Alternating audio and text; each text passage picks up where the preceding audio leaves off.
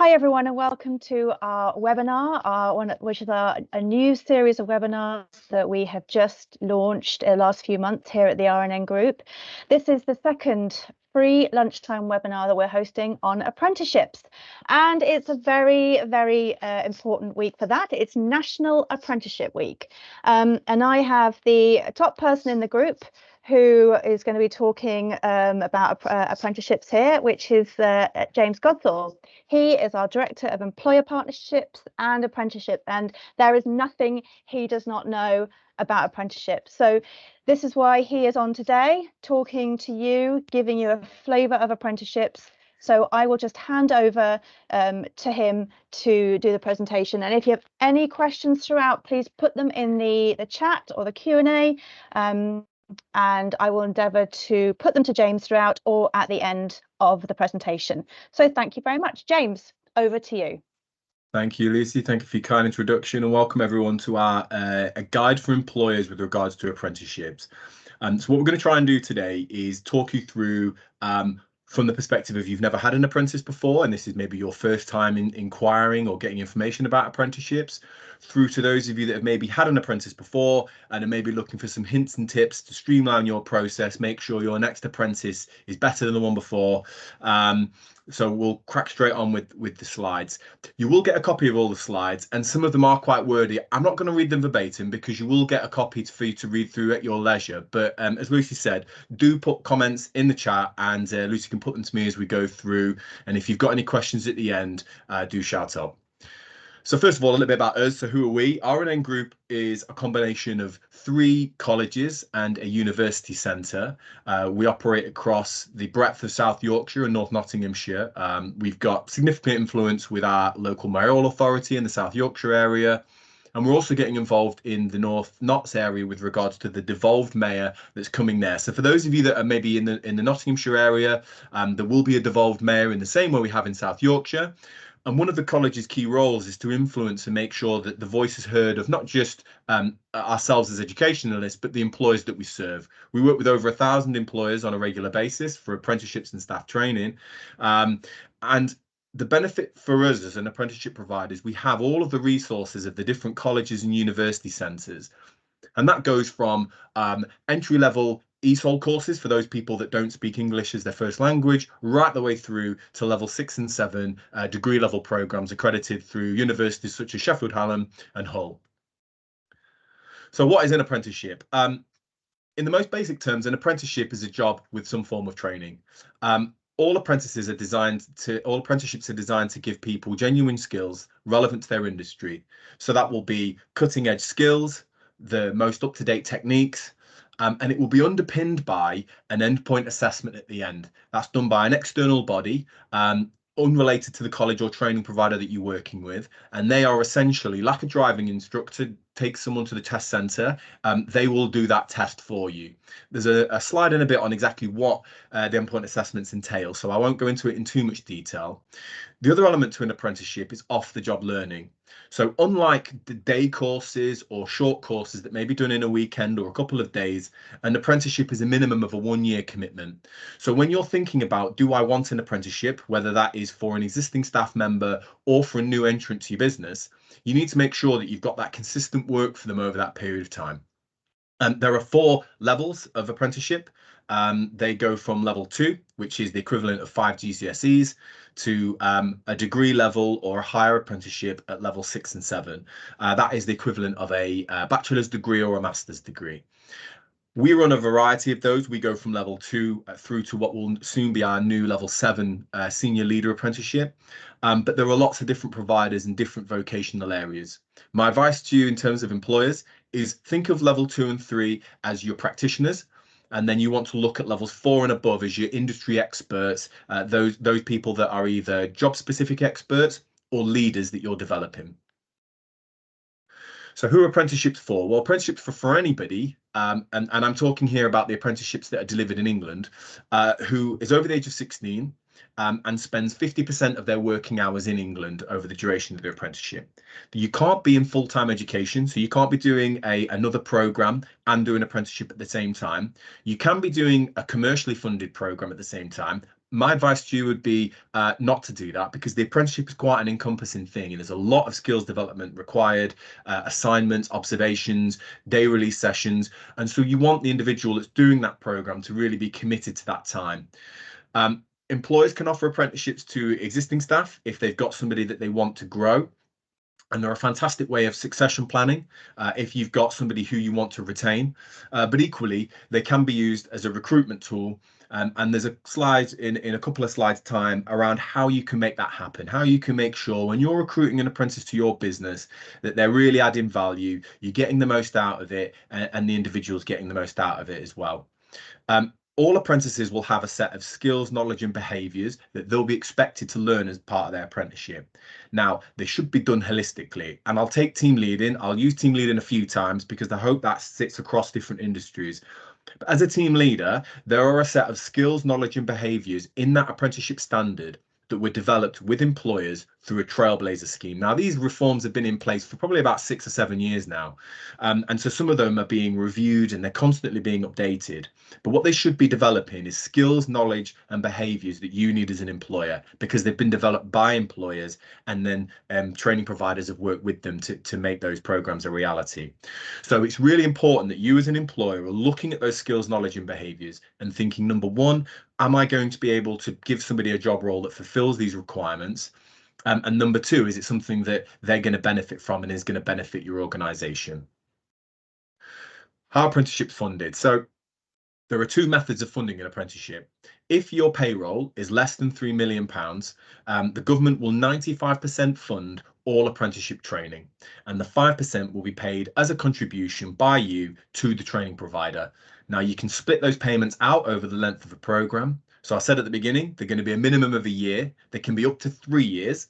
And the contribution at 5% can be anywhere from £1,800 through to a couple of £100. So you can split that, and that's something that you'll need to negotiate with your training provider when you first take your apprentice on. Now, if the apprentice is 16 to 18, there is a £1,000 grant that's available for any business of any size, and that's paid to your digital apprenticeship account when you first set up your digital account. Now, if you are an employer with less than 50 staff and you're taking on an apprentice that is 16 to 18 at the time that they started their program, then it's 100% funded and there's no cost to you. Now, we're quite fortunate in the South Yorkshire area because we have what's called a South Yorkshire Apprenticeship Hub. And the Apprenticeship Hub has been able to secure almost £750,000 in levy funding to pay that 5% contribution for small businesses who are not in a position to make that contribution. So I said earlier, it's a couple of £100. That's not an insignificant amount for a lot of businesses. So you are able to apply to the South Yorkshire Apprenticeship Hub for that funding to fully cover the cost of your apprenticeship. Now, if you pay over £3 million, then you will be paying an apprenticeship levy.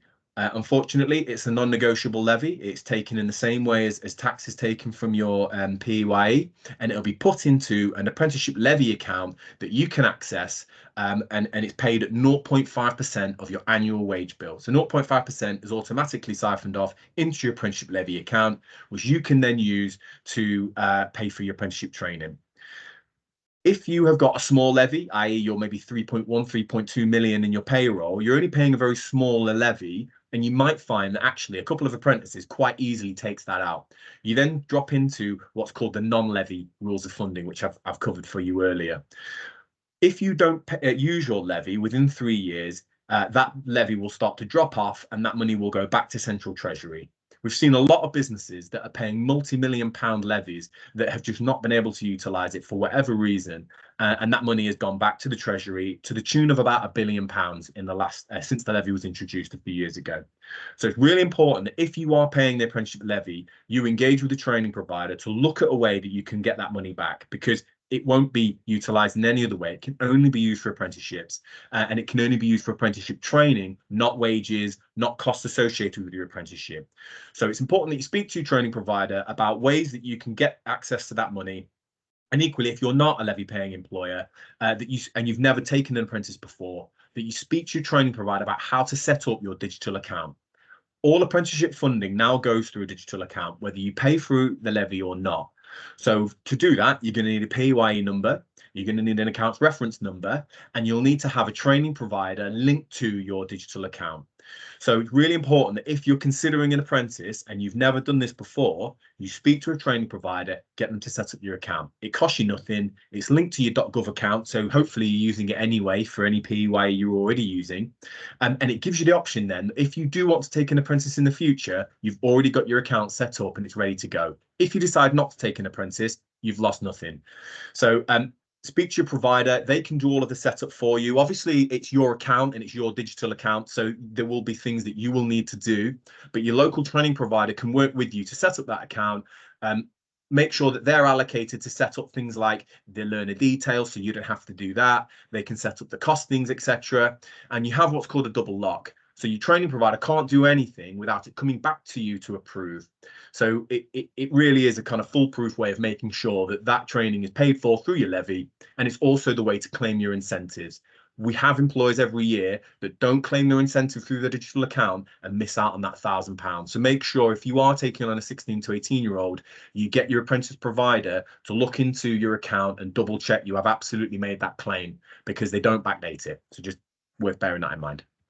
So that's how you pay for it. What are the benefits of hiring an apprentice? Well, in terms of hiring a new apprentice, it gives your business the opportunity to grow. They are more cost effective. I purposely not put in this presentation anything around the apprenticeship wage. You can find that out for yourself, but it is less than the national minimum wage for someone's age. My advice is you get what you pay for. And I certainly advise our employers to pay at least the national minimum wage, but equally, you don't have to. You can pay the national apprenticeship wage, and it's an opportunity in a cost-effective way for a small business to grow its headcount whilst also developing skills and knowledge for those individuals. We're all busy people. It's very difficult sometimes to take on someone who is unskilled and give them the time and training that they need. An apprenticeship is a great way to not just do a one-hit, a couple of days or a weekend session. You're actually getting a really committed program of development with your training provider, where they're going to do a lot of skills development for that individual. There's some guides on there around the percentage of increased productivity that people have reported and how they feel like their quality of their product or service is improved. That goes without saying. I think the other thing that's really useful is it is useful for succession planning. So if you've got individuals in your organization that are going to be retiring, cutting their hours down or moving on, and they've got a skill set that you can't recruit in because of the amount of time they've been with your organization, an apprentice is absolutely ideal to try and take some of that through a structured mentoring program and develop those skills and knowledge in that individual. The other thing it does is it reduces staff turnover. We're all in a cost of living crisis at the moment, and a lot of businesses are quite both time poor and cash poor when it comes to being able to develop the individuals that work for them. An apprenticeship is a great way to show that investment in that individual and hold them on within your business. It also reduces your recruitment costs. All training providers that you work with should offer you a free recruitment service. We certainly do, and any other training providers will offer you a free recruitment service for those entry-level job roles. So anytime you're looking at an entry-level role, the first thing you should be thinking is, could an apprentice fulfill this role? Can I commit to providing them with the mentorship required? And then speak to your training providers about exactly what you need. I think the next slide is, off the job training. There's a slide on recruitment in a minute, and I'll go through some hints and tips with regards to making sure you make the most of your recruitment when it comes to an apprenticeship, because you absolutely get out of the apprenticeship what you put in on the front end. The onboarding bit is the most important part of the apprenticeship. I would even say it's more important than the endpoint assessment, because if you set your learner up successfully, you get the right learner on the right program, and they're going to sail through. If you miss any of those steps, they can struggle for evidence, and we can end up in a withdrawal situation, which is the worst case scenario for everybody. But this is about off-the-job training. So all apprentices that are working full-time hours are expected to do 6 hours of off-the-job training per week. So if I use my team leader example from earlier, if you're a business and I said to you, I'm going to do some team leader training with you, but you're going to lose that manager for 6 hours of a week, you'd probably say no. It's not viable. Managers are very busy at the moment, especially that middle management level, but they're the people that need training the most. So what we've done is developed a guide of exactly how you can manage your off-the-job hours. So there's a list of things on there, and that goes from coaching sessions with someone more senior to one-to-ones, to time spent job shadowing, attending college lectures, day release, time writing assignments, anything that is going to develop that learner's skills, knowledge, and behaviours that isn't related to doing their job. So if I'm a team leader and I'm, for example, going to be doing a one-to-one with an individual, that's on-the-job learning. That's not something that can be classed as off the job. And the reason being is that it's something I do in my job every day.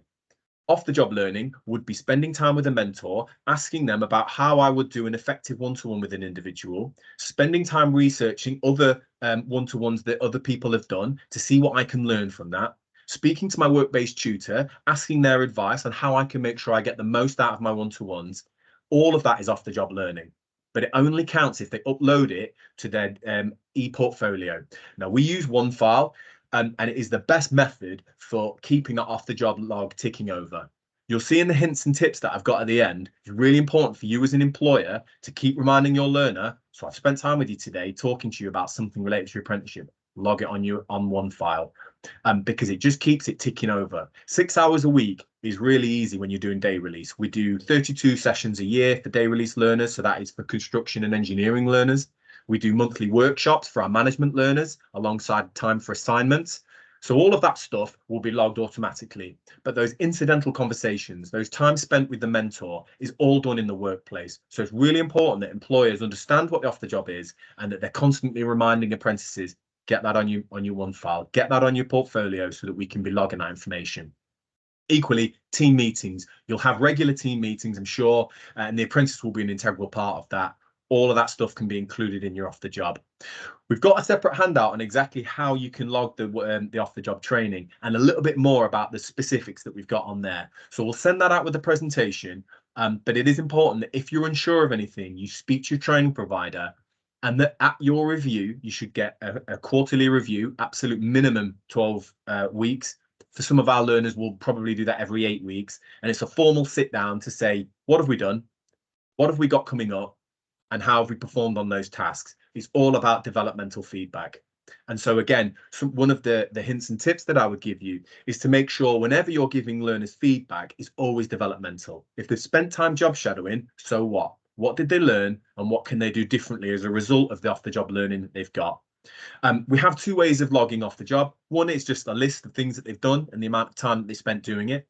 And the other one is a timesheet where they will specifically talk about what they learn. And so always be thinking when it comes to off the job, so what? I spent time with my mentor, so what? What did I learn? I spent time in a team meeting, what was the output of that?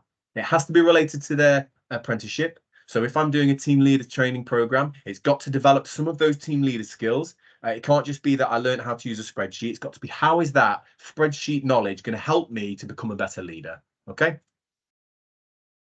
Endpoint assessment, right? So every apprenticeship now will have an endpoint assessment. In the old days, you used to do a bit of a tick box. We used to have an MVQ, and sometimes you would have a diploma.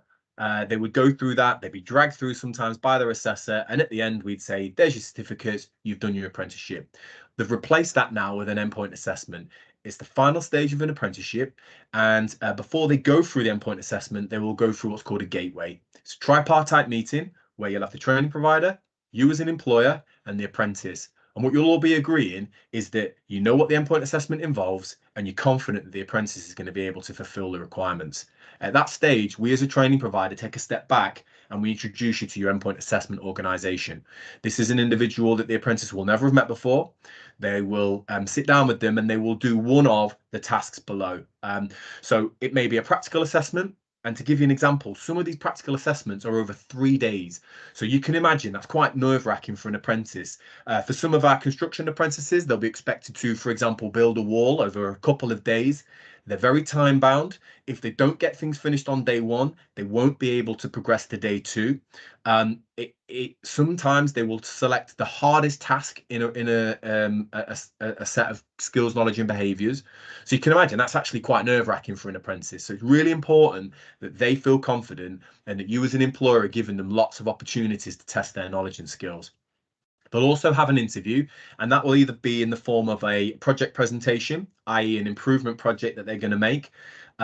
For example, our level 6 apprentices on the Chartered Manager Apprenticeship, that's the degree apprenticeship, they will have to do an improvement project and they will present that to an endpoint assessor to say, I had, from the training I received, I had this project in mind, I did the project, and this is the output. So as a business, you've got some sort of tangible benefit there to the apprenticeship, because what they're doing is a project that's directly applicable to you, and hopefully has got some cost saving, product benefit, etc. But they've got to feel confident speaking to someone they've never met before, potentially for a couple of hours, about the project that they've done. Some apprenticeships have written or multiple choice tests, and some of them have presentations very similar to the interview that I mentioned earlier, where they will have their portfolio in front of them and they will say, these are the skills and knowledge that I've developed. Now, the endpoint assessor is not there to trip them up. They're not there to try and catch them out, ask them trick questions, or make them feel like they don't know what they're doing. They're there to say, I can absolutely agree with this training provider that this person has got the knowledge, skills, and behaviours to be competent in this area. And it's a professional recognition that, yes, if we take the team leader example, yes, this is somebody that can team lead to the standard that we expect, and they've demonstrated all of the skills, knowledge, and behaviours. So when we're coming to that gateway, really important that when you're working with your provider, you as an employer are talking about whether you think they're confident as well. Now, obviously, you'll be led by your provider. They're the experts. They're the people that will have got people, hopefully, through endpoint assessments before. But equally, you need to be confident as well. And if you're not confident and you feel like they need some more on program learning, it is in your gift to make that happen. We as a training provider offer one free resit, and after that there is an expectation that the employer will make that commitment. Endpoint assessments cost training providers on average between £800 and £2,500 per go. So we don't want to keep testing someone over and over again if we don't feel they're confident. But it is a tripartite agreement. Now, if they fail an element of their apprenticeship, so I've passed my practical assessment, passed that with flying colours, I had a bit of a nightmare in my interview and I actually didn't answer it very well, you would just retake that element. You don't retake the whole lot. If I've submitted my project, it will be normally fed back ahead of time to say, we're happy with this, we'll be asking you questions on it, or we think there's some gaps, here's some feedback. And at the end of that, most apprenticeships have a pass, merit, or distinction grading, which they'll give to the apprentice. You might see a lot of the apprenticeships don't now have qualifications within them. So our team leader program doesn't have a CMI or similar qualification, simply because it allows us that flexibility to flex it around our employers. If we work on diplomas, there's a lot of assignment-based work they have to do. Sometimes there's exams at the end of it.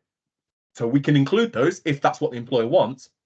But for a lot of our employers, they'd actually probably prefer it if they had a more flexible offer that was specifically related to their business.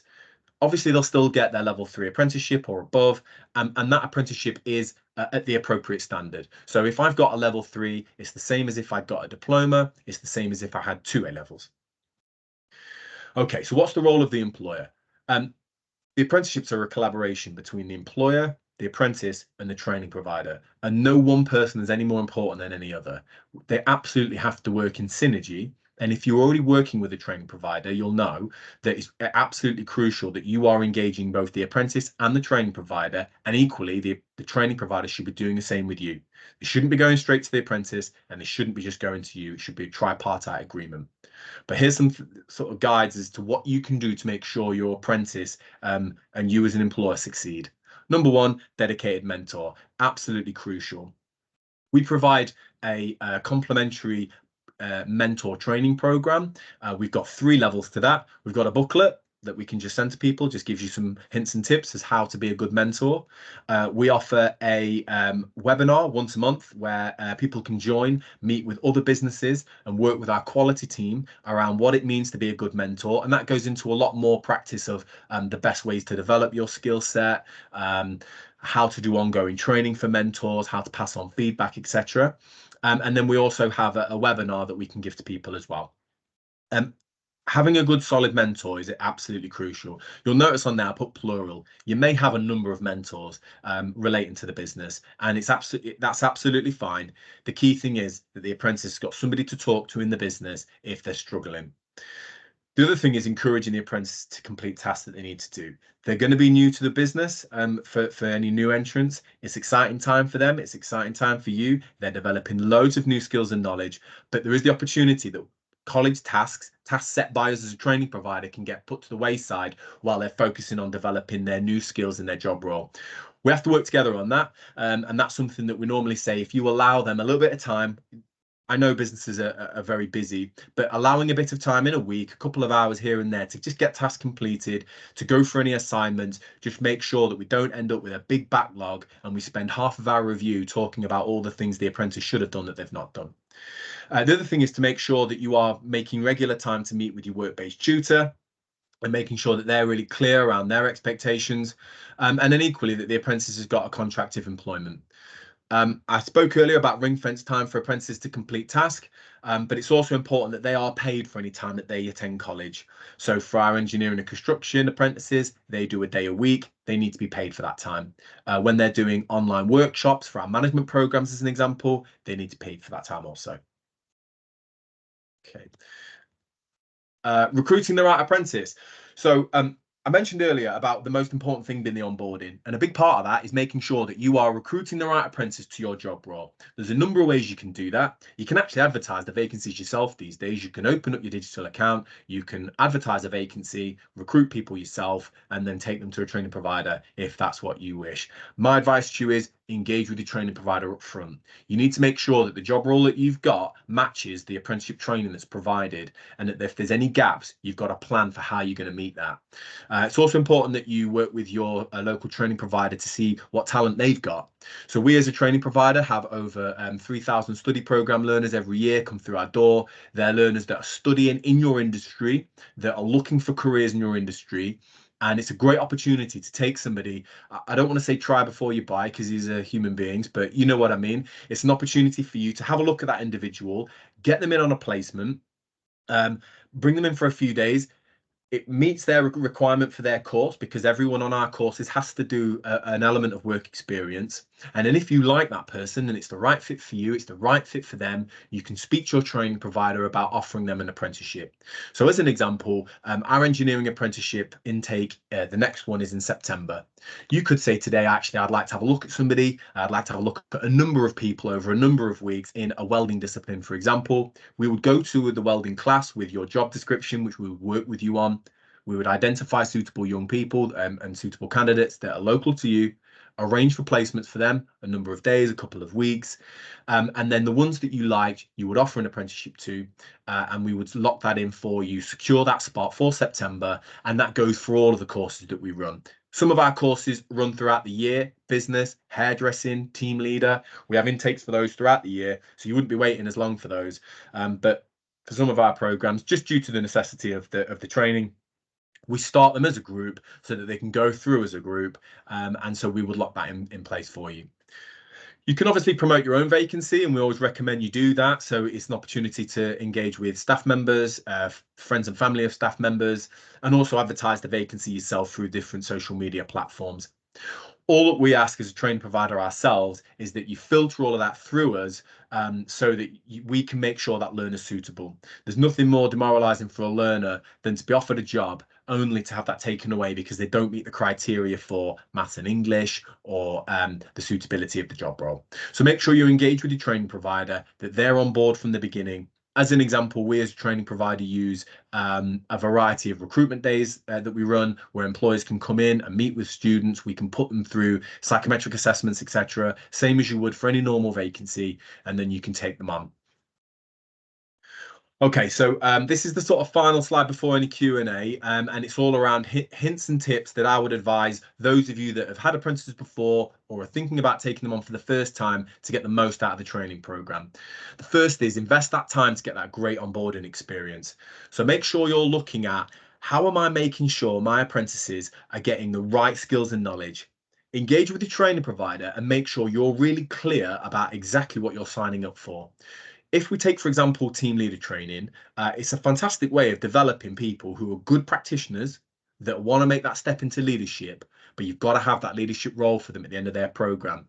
Now, if you can develop a program with your training provider, they don't need to be doing a team leader training program on day one. It can be a 12-month program of development for that individual. But make no mistake, by the time they get through endpoint assessment, we need a portfolio packed to the brim of evidence of them managing teams, dealing with conflict, and being good leaders. And that's not something that we can just do in a classroom.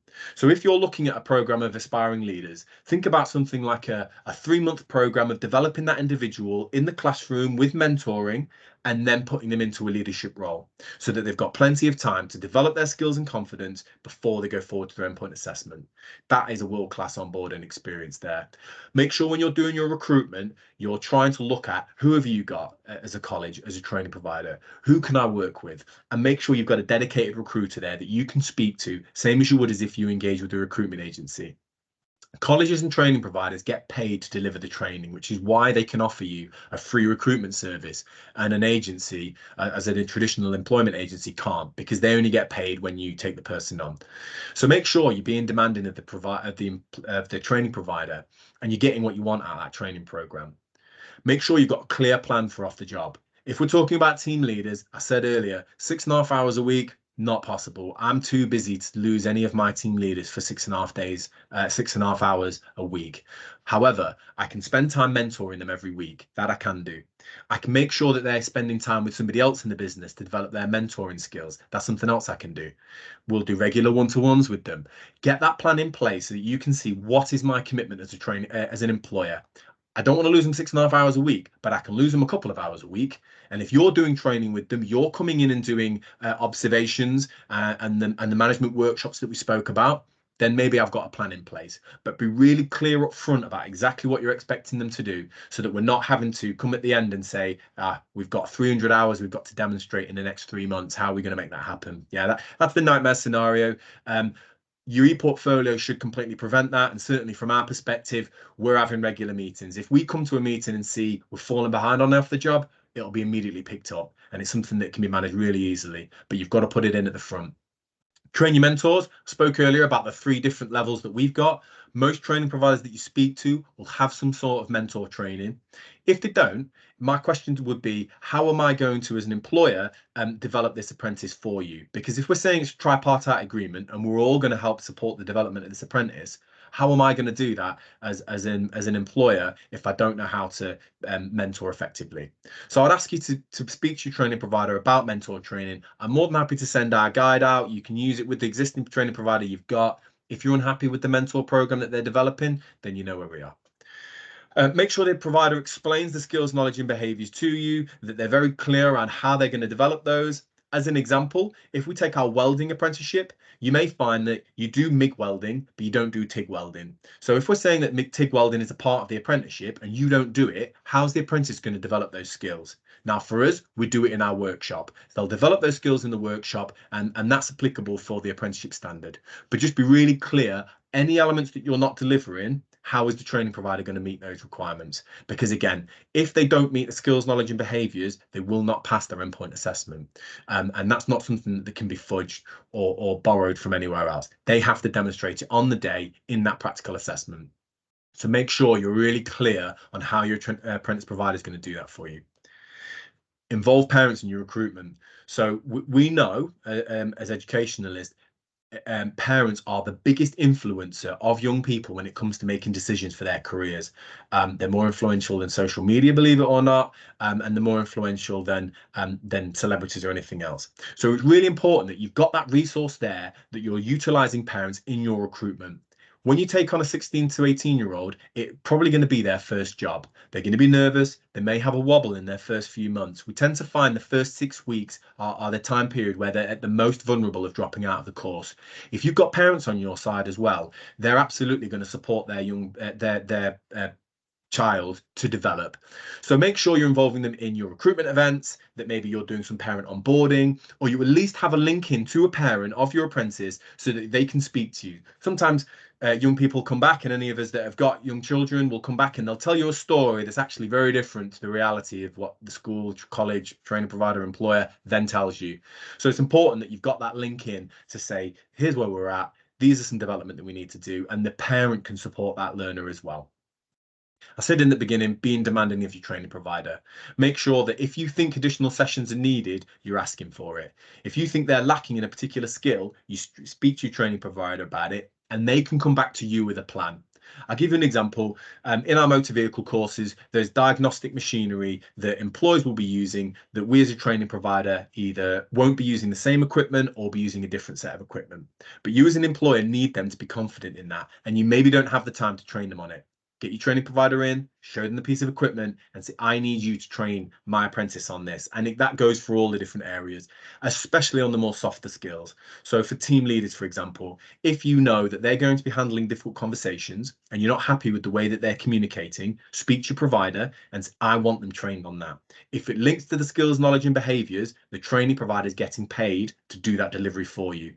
That is coming out of tax money, plus if you're paying the levy or you're making your contribution. So it's absolutely your prerogative to chase your provider and make sure they're doing that for you. And the final thing is make sure that you understand their e-portfolio. I don't mean you necessarily as the employer, but certainly the mentor needs to be able to go onto OneFile, see what tasks have been set, look at feedback that's been done, check if marking's been done. If they've submitted a task, has it been marked by the assessor? Chase up the assessor, and then use any feedback in one-to-ones with the apprentice. A 8 to 12 week review might seem like quite a long time, but it flies by. 2 months is not a long time for an apprentice to develop particular skills. However, it's important that in between those meetings, you are having regular contact with your assessor. You're keeping them up to date with what's happening at work, and they're keeping you up to date with what's happening at college. So that there's no Chinese whispers. There's nothing happening where somebody's saying that this is happening at college or whatever. You hear it straight from the horse's mouth. We provide full training on the portfolio system that we use as part of our mentor program, and we also provide regular guides on exactly how to do each step with screenshots of exactly what you need to do.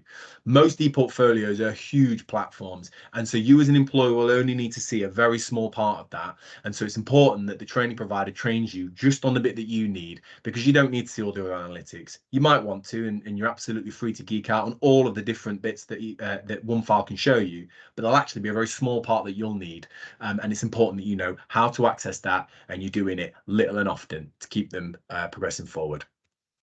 Okay, there's our contact details, and I'll pause for any questions at this point. James, that was fantastic. Thank you very, very much. I have learnt a phenomenal amount myself listening to you. I especially love the idea if you have an older person at work who is considering retiring, that they become a mentor before they go to a younger person. I love that idea of the synergy and passing on that information. I think that's fantastic. I have to say we haven't actually got any questions in the Q&A or the chat. I think that's because your presentation was so thorough and explained absolutely everything perfectly and fully. So thank you for that. At this point, I will just have 1 more minute to say where our next presentation is on. If you are interested in continuing these free lunchtime seminars, we do this at this time, because it might give you a bit of a break during the day. You can eat your lunch anonymously behind the screen, listen to us, give you some information about the various courses and programs we run. Our next one is during National Careers Week, and that will be on T-levels. Now, T-levels are sort of like apprentices, but not totally. But to find out more, do sign up to that. It's actually an evening seminar because we want to invite it out to parents as well. So it's all about T-levels, but it will support information for employers, parents, schools, careers leads as well. So if you're interested in that, our T-level takeover evening is on Tuesday the 5th of March at 6:30 p.m.